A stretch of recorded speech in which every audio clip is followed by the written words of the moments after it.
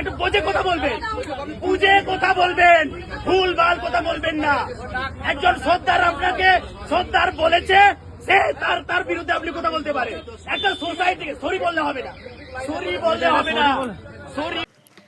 তো hello everyone, কেমন আছো তোমরা সবাই? আমি তো অনেক ভালো আছি। তো আজকের ভিডিওটা হচ্ছে একজন বিশেষ মানুষের জন্য। তো কয়েকদিন ধরে দেখছি খুব আদিবাসী সাঁওতাল নিয়ে খুব বড় বড় কথা বলছে। তো ওনার কোনো স্ট্যান্ডার্ড নেই, এই জন্য এত বড় বড় কথা বলছে। সোশ্যাল মিডিয়াতে ওনাকে নিয়ে পুরো ছড়াছড়ি রোস্টিং চলছে এখন বর্তমানে। তো আমি একজন আদিবাসী নাগরিক যেহেতু, তো সেক্ষেত্রে আমি বলতে চাইছি যে আপনি যে কথাগুলো যে ওয়ার্ডগুলো ইউজ করেছেন, যে সাঁওতাল আদিবাসী সর্দার এরা নাকি পচা মুষ কুকুর এসব খায়, আপনি কি দেখেছেন যে তারা খায় বা আপনি কি তাদের সাথে মিশেছেন?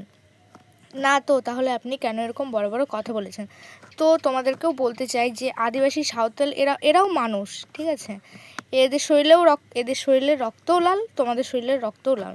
তো কোনো জাতকে নিয়ে এরকম ছোট ছোট কথা বলা উচিত না, কারণ তাদেরও মন আছে, তাদেরও মন ভাঙে।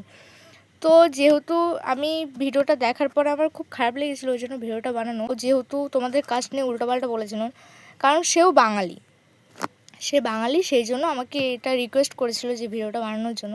তো সেক্ষেত্রেই বানানো। তো আমি ভিডিওর ক্লিপ একটুখানি দিয়ে দেবো তোমাদেরকে, তো তোমরা দেখে নেবে। সাঁওতালরা সর্দার, ও সাঁওতাল মানে কুত্তা গরু মোষ পচাগুলো খায় একদম। সো আশা করি তোমরা ভিডিওটা দেখেছো।